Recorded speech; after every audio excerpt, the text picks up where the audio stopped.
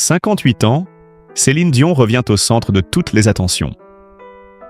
Après des années de combats, de silence et de souvenirs liés à René, une phrase bouleverse aujourd'hui ses admirateurs. « C'est mon deuxième enfant ». Que signifie vraiment cette confidence?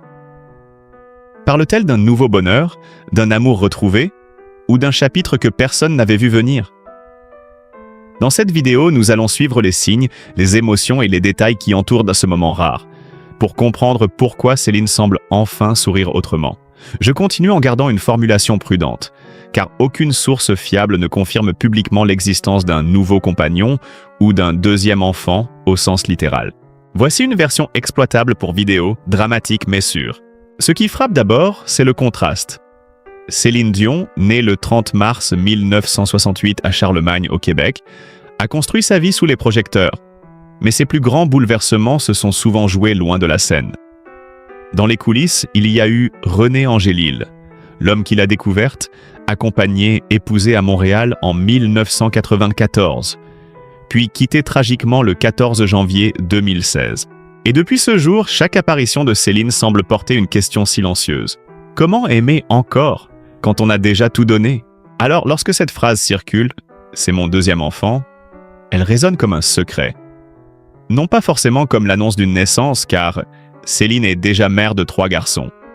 René Charles, né le 25 janvier 2001, puis les jumeaux Nelson et Eddie, nés le 23 octobre 2010 à West Palm Beach, en Floride. Mais comme une image, une confidence émotionnelle, presque une manière de dire qu'un nouveau bonheur a pris place dans sa vie, fragile, inattendu, précieux. Et c'est là que l'histoire devient intéressante. Car les signes existaient peut-être déjà, mais personne ne les regardait de cette façon. En février 2024, lorsque Céline apparaît aux Grammy Awards, accompagnée de son fils aîné René Charles, le public voit surtout son retour, sa robe, son courage. Mais derrière ce sourire, il y avait autre chose. Une femme qui apprenait à se montrer de nouveau, à ne plus laisser la maladie décider entièrement de son silence. Quelques mois plus tard, le 17 juin 2024, à New York, lors de la présentation de son documentaire I Am Céline Dion, elle revient devant les caméras avec une émotion très contrôlée mais visible dans les yeux. Ce documentaire, sorti sur Prime Video le 25 juin 2024, a révélé une Céline plus intime, plus vulnérable, luttant contre le syndrome de la personne raide, mais toujours attachée à l'idée de revenir vers ceux qu'il aime. Depuis, chaque détail prend une autre couleur. Une main posée sur l'épaule de ses fils. Un sourire retenu devant les photographes. Un regard vers le ciel lorsqu'on évoque René. Et surtout cette manière de parler de l'amour non plus comme d'un conte parfait, mais comme d'une présence qui aide à respirer. Peut-être que son nouveau partenaire, dans cette narration, n'est pas seulement une personne. Peut-être est-ce la vie elle-même, retrouvée par petits morceaux. Une maison plus calme, des enfants qui grandissent, un corps qu'elle réapprend à écouter, une voix qu'elle refuse d'abandonner. En mars 2025, quand elle partage un moment rare avec ses jumeaux Nelson et Eddie lors d'un événement sportif à Palm Beach Gardens, beaucoup remarquent combien les garçons sont grandis. Mais ce que l'image raconte surtout, c'est une Céline entourée, protégée, presque portée par cette famille qu'elle a longtemps tenue à l'écart du tumulte médiatique. Ce n'est pas une scène spectaculaire. C'est justement pour cela qu'elle touche. Après les grandes salles, les ovations et les robes de scène, le bonheur de Céline semble aujourd'hui se cacher dans des instants simples. Et si cette phrase « c'est mon deuxième enfant » devait être comprise autrement, comme une métaphore d'un nouveau chapitre, comme le nom secret donné à une renaissance? Car à 58 ans, Céline Dion n'a peut-être plus besoin de prouver qu'elle est une légende. Ce qu'elle cherche, c'est plus profond. Retrouver une paix, une tendresse, une raison de sourire sans devoir chanter pour la mériter.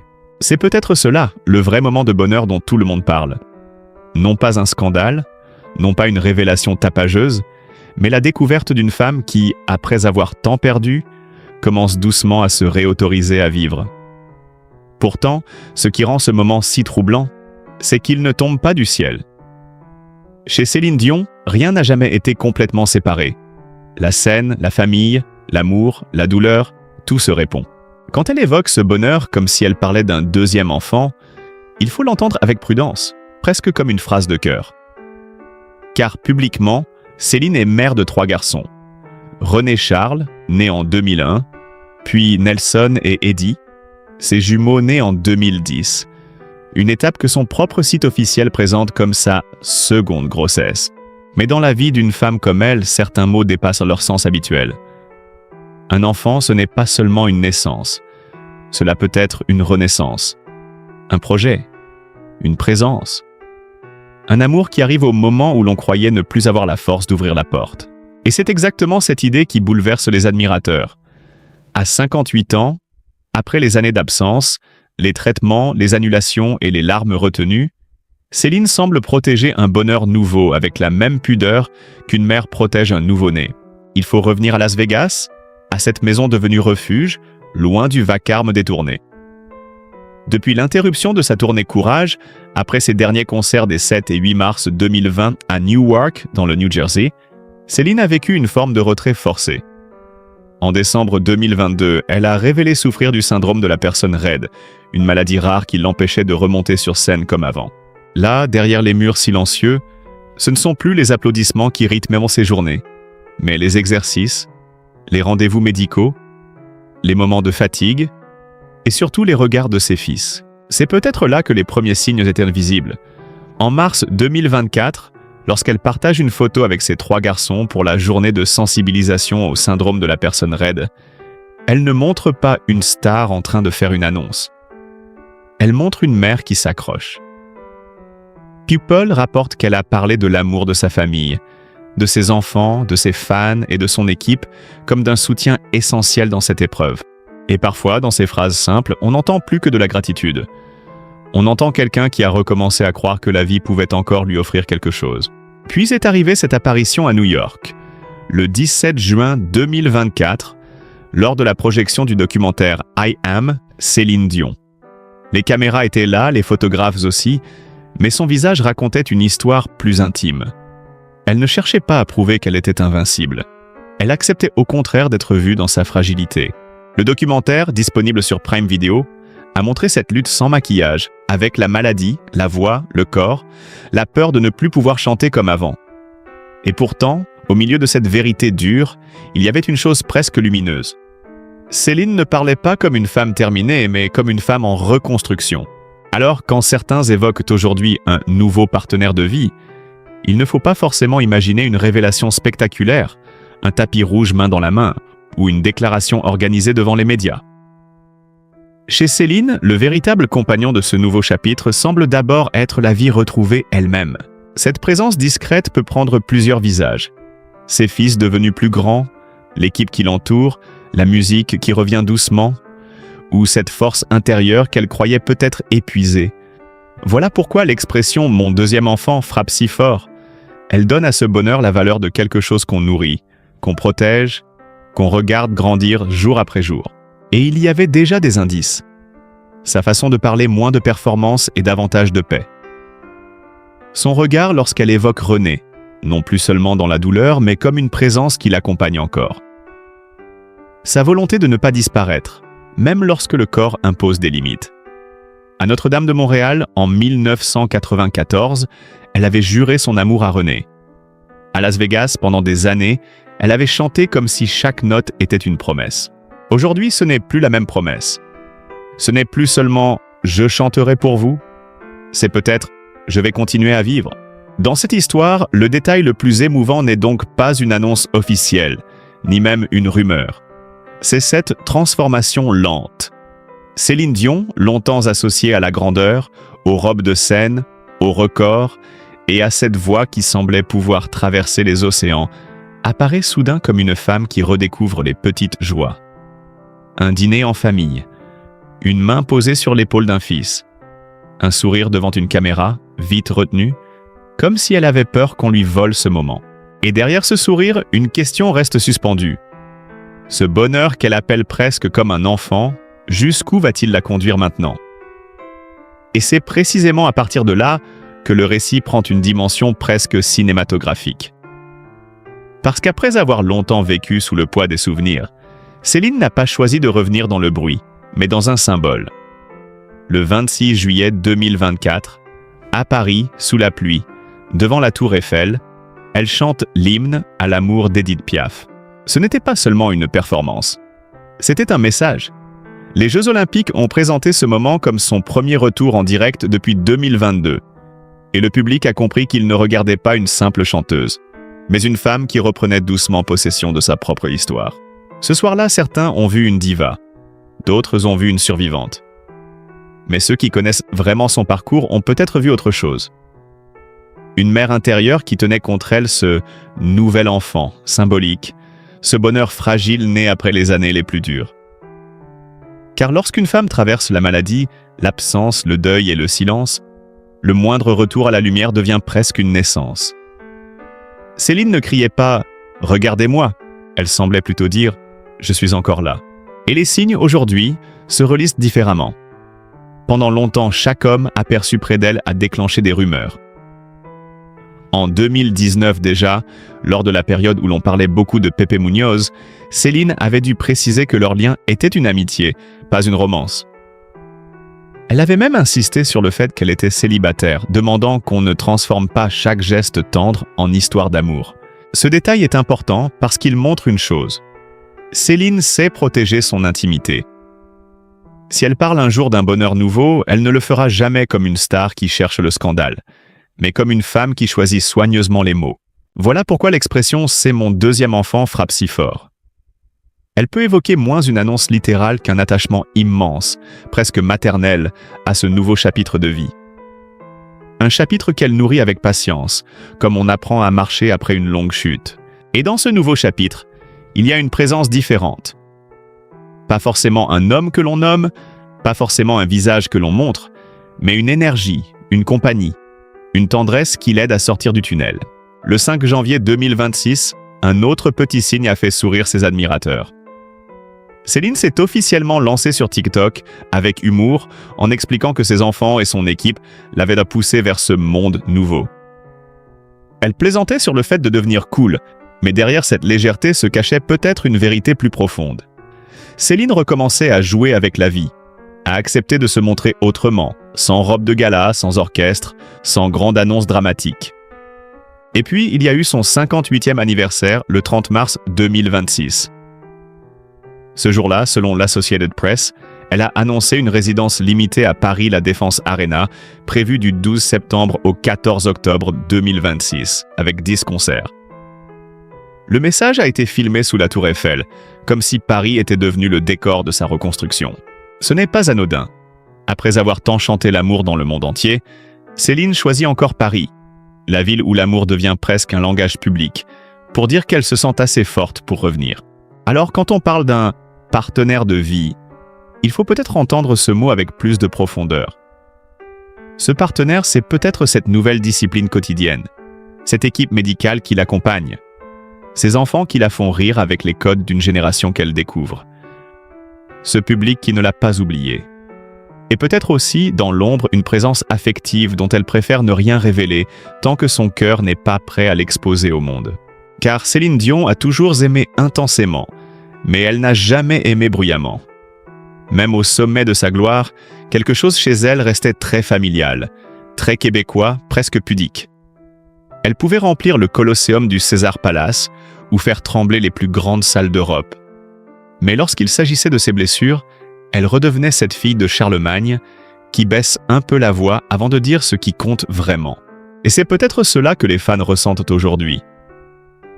Derrière cette phrase mystérieuse, ils n'entendent pas seulement une confidence. Ils entendent une promesse fragile. Céline ne veut plus seulement survivre à ce qui lui est arrivé. Elle veut créer quelque chose de nouveau. Quelque chose qu'elle ne laissera pas grandir sous les projecteurs trop vite. Quelque chose qu'elle garde près d'elle comme on garde contre son cœur un enfant que le monde n'a pas encore le droit de juger. Mais pour comprendre pourquoi ce bonheur tardif touche autant, il faut remonter à l'instant où Céline Dion a cessé d'être seulement une jeune fille de Charlemagne pour devenir une voix que le monde allait retenir. Avant les robes de scène, avant Las Vegas, avant les Oscars, il y avait une maison québécoise pleine de musique, une famille immense et une enfant qui chantait comme si elle portait déjà en elle quelque chose de plus grand que son âge. À 12 ans, Céline écrit sa première chanson avec sa mère Thérèse et son frère Jacques. Ce n'était qu'un rêve. Le titre paraît presque prophétique. Car cette cassette, envoyée à René Angélil, va changer deux destins à la fois. René la reçoit alors qu'il traverse lui-même une période de doute professionnel. Il invite la petite Céline dans son bureau, lui tend un crayon comme un micro, et lui demande de chanter comme devant une salle comble. Ce jour-là, il ne découvre pas seulement une voix. Il aperçoit une carrière mondiale avant même que le monde ne la voie. Le 19 juin 1981, Céline apparaît pour la première fois à la télévision québécoise dans l'émission de Michel Jasmin. Elle est encore très jeune, presque timide, mais dès les premières notes, quelque chose se passe. Les téléspectateurs ne regardent aussi pas une enfant qui chante bien, ils regardent une promesse. René, convaincu jusqu'au bout, va jusqu'à hypothéquer sa maison pour financer son premier album, La Voix du Bon Dieu. Ce détail, aujourd'hui encore, ressemble à une scène de film. Un manager qui parie tout sur une adolescente, et une adolescente qui, sans le savoir, porte déjà la réponse à ce pari. Puis arrive 1982, à Tokyo. Céline n'a que 14 ans lorsqu'elle remporte la médaille d'or au Yamaha World Popular Song Festival avec Tellement j'ai d'amour pour toi, devant une audience télévisée immense. Pour beaucoup, c'est le premier vrai signal. Sa voix ne s'arrête pas aux frontières du Québec. Elle peut toucher des gens qui ne connaissent ni sa maison, ni sa famille, ni son histoire. En 1983, un autre signe confirme que la petite Céline n'est déjà plus une simple révélation locale. Avec D'amour ou d'amitié, elle devient la première Canadienne à obtenir un disque d'or en France. Et là, la France commence à retenir son nom. Michel Drucker l'avait lancé comme une prédiction. Souvenez-vous de ce nom. À l'époque, certains ont peut-être souri. Des années plus tard, cette phrase paraît presque trop petite pour contenir ce qui allait arriver. Mais le vrai basculement international se joue le 30 avril 1988 à Dublin, au Simon's Court Pavilion de la Royal Dublin Society. Céline représente la Suisse à l'Eurovision avec « Ne partez pas sans moi ». Le suspense est terrible. La victoire se décide à un seul point. Quand son nom apparaît en tête, ce n'est pas seulement un concours qu'elle gagne. C'est une porte qu'elle ouvre. L'Eurovision reconnaît elle-même que cette victoire marque un tournant dans sa carrière et la propulse vers la scène internationale. Ce qui était fascinant, c'est que avant cette explosion mondiale, Céline avait déjà accepté une transformation difficile. Elle s'éloigne un temps de la scène, apprend l'anglais, change son image, travaille sa présence. Ce silence-là n'était pas un recul, mais une préparation. En 1990, avec Unison, elle entre sur le marché américain. Le morceau « Where Does My Heart Beat Now » grimpe jusqu'au top 5 et l'Amérique découvre une chanteuse capable de faire trembler une note sans jamais perdre l'émotion. Puis Disney arrive comme un sceau royal. En 1992, le duo Beauty and the Beast avec Peabo Bryson ouvre à Céline les grandes portes d'Hollywood. Le titre remporte un Grammy et un Oscar, et le 30 mars 1992, le jour de ses 24 ans, elle chante lors de la cérémonie des Oscars. Là, le symbole est puissant. La petite fille de Charlemagne, celle qui chantait dans une famille de 14 enfants, se retrouve devant l'élite du cinéma mondial. À partir de ce moment, tout s'accélère. En 1995, avec Jean-Jacques Goldman, elle offre au public francophone 2, devenu l'un des albums français les plus marquants de l'histoire. En 1996, Falling Into You confirme sa domination mondiale.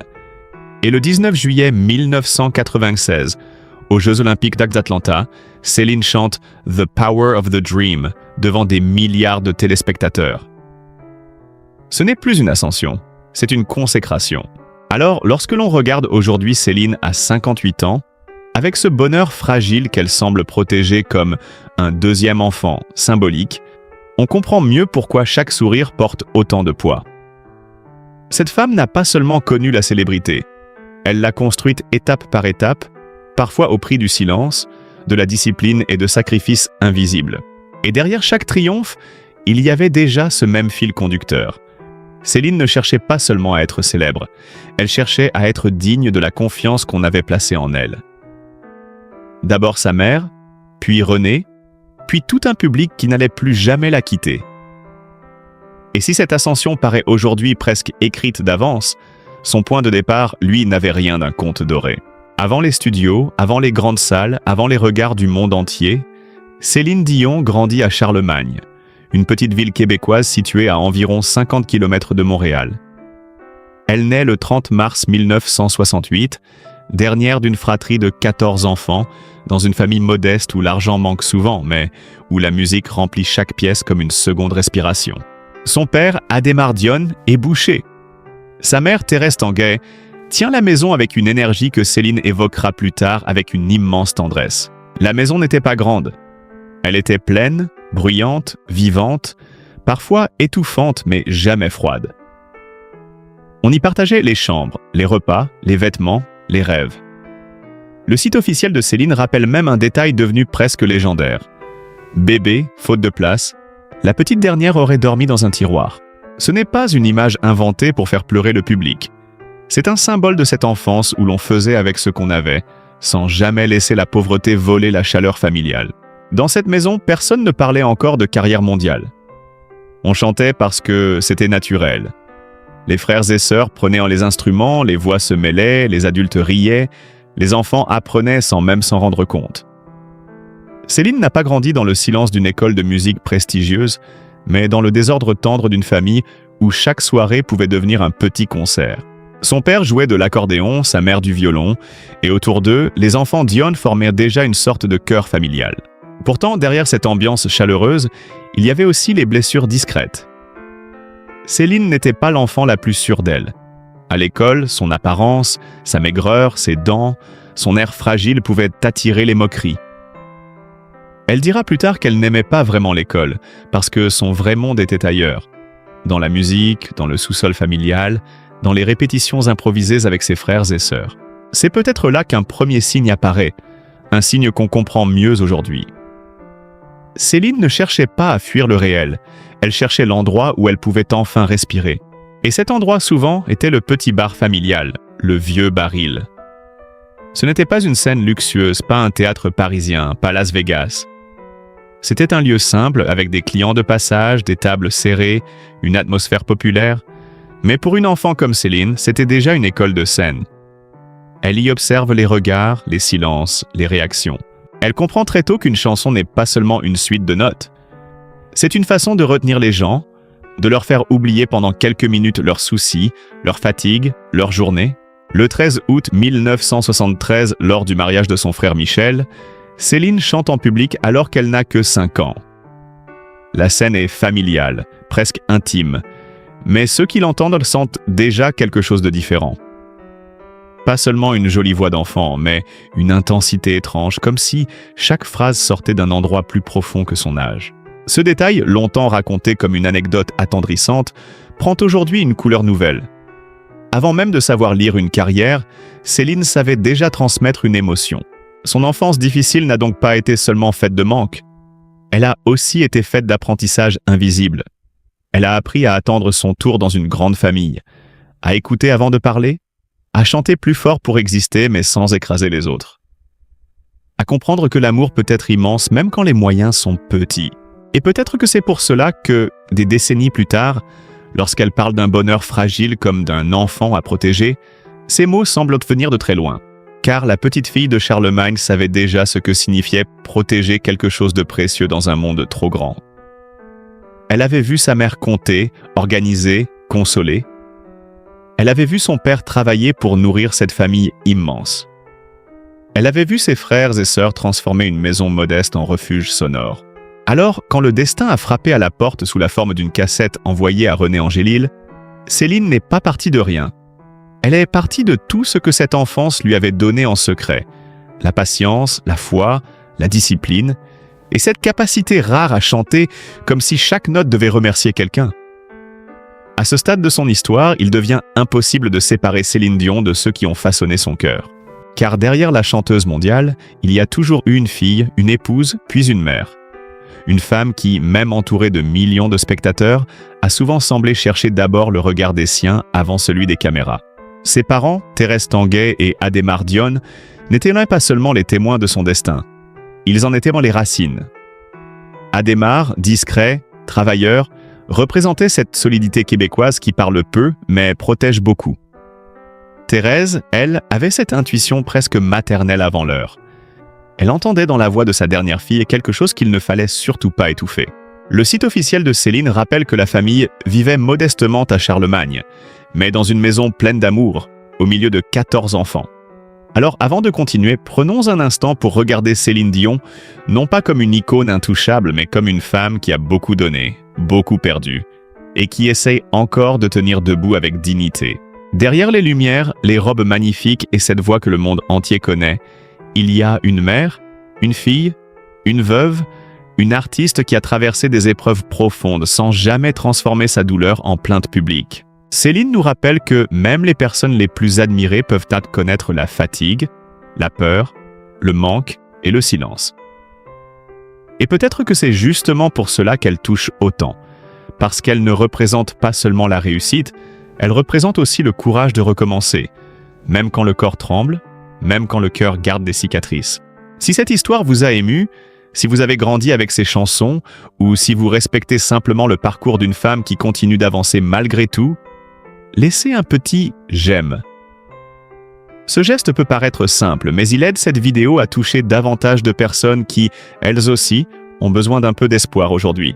Partagez aussi cette vidéo avec quelqu'un qui aime Céline Dion, ou avec une personne qui traverse une période difficile. Parfois, une histoire de vie peut devenir une lumière pour quelqu'un d'autre. Et surtout, abonnez-vous à la chaîne pour ne pas manquer les prochains récits. Ici, nous parlons des célébrités avec émotion, respect et humanité, sans oublier que derrière chaque grand nom, il y a d'abord un cœur qui bat, une famille, des souvenirs et une histoire qui mérite d'être entendue.